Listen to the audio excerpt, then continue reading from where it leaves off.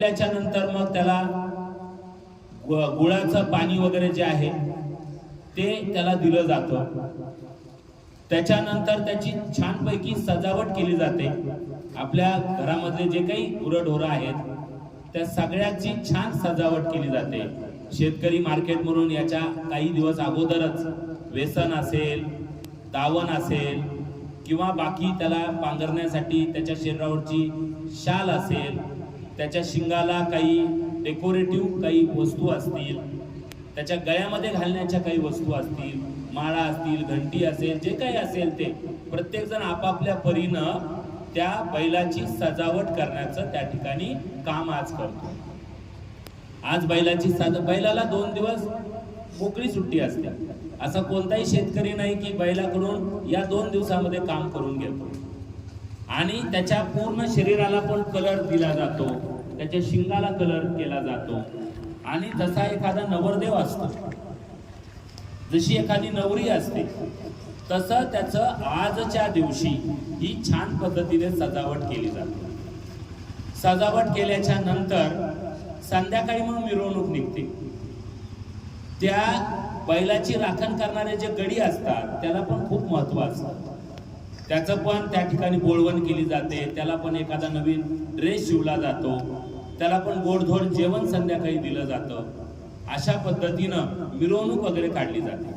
बैलाची मिरवणूक काढताना त्या ठिकाणी आपली जी गावातली येस असते, म्हणजे जिथून आपली सीमा आतमध्ये चालू होते किंवा असं गावातून जाताना जिथं सीमा आपली संपते, गावाची सीमा, तिथपर्यंत त्या बैलाची मिरवणूक काढली जाते। आणि मग त्या वेसीपाशी एक तोरण लावलं जातं, म्हणजे आपल्या आंब्याच्या ढगळ्याचं तोरण त्या ठिकाणी लावलं जातं।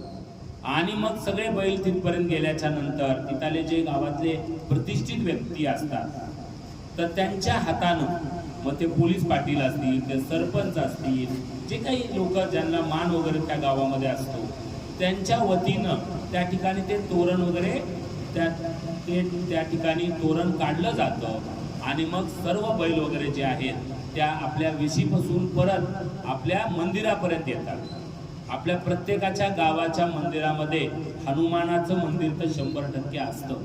हे आपल्या गावाची परंपरा आहे। कोणतंही गाव घ्या, तुमचं कोणतंही गाव बघा, तिथं हनुमानाचा पारा असतो, हनुमानाचं मंदिर असतं। आणि तिथं सगळे बैल वगैरे येऊन तिथं हनुमानाच्या मंदिरामध्ये दर्शन घेतलं जातं। दर्शन घेतल्याच्या नंतर सगळे जे बैल वगैरे आहेत ते आपापल्या मालकाच्या घरी जातात। घरी गेल्याच्या नंतर त्याला पुरणपोळी दिली जाते। बैलाला, गाईला आजच्या दिवशी काय दिलं जातं? पुरणपोळी वगैरे दिली जाते। आणि पुरणपोळी देऊन त्याची पूजा, त्याचं औक्षवण केलं जातं। जसं आपण आपल्या वाढदिवसाला औक्षवण करतो, तसा पोळा म्हणजे वाढदिवस आहे असं आपण त्या ठिकाणी जर मानलं तर त्या गुराढोराचं, त्या बैलाचं, गाईचं औक्षवण केलं जातं। त्या ग्रहणी औक्षवण केल्याच्या नंतर त्यांच्या पायावर पाणी टाकतात, त्याला चपाती जी आहे आपली गोड चपाती, ज्याला आपण पुरणपोळी म्हणतो, ती खाऊ घातली जाते।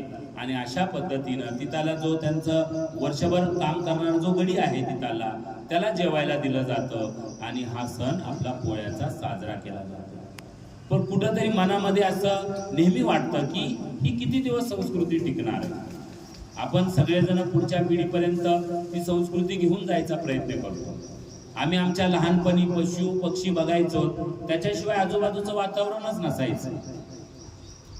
अनेक प्रकारचे पक्षी गावामध्ये बघायचो किंवा आम्ही लहानपणी मोठे होत असताना पण बघायचो। आज बघा, एक पक्षी आपल्याला बघायला भेटत नाही। म्हणजे सगळ्या प्रजाती नष्ट होण्याच्या मार्गावर आपल्याला त्या ठिकाणी दिसून येतात। त्यामुळे इथं पण कुठं ना कुठं तरी आपण आपल्या मनाला ठरवलं पाहिजे की आपण यांचं जतन कशा पद्धतीने व्हायला पाहिजे।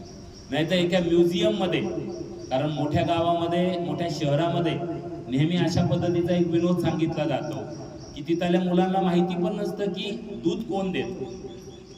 त्यांना जर प्रश्न विचारला की तुझ्या घरामध्ये दूध कोण देतं, तर माझ्या घरामध्ये भैया सकाळी आणून दूध देतो, एवढं उत्तर त्या ठिकाणी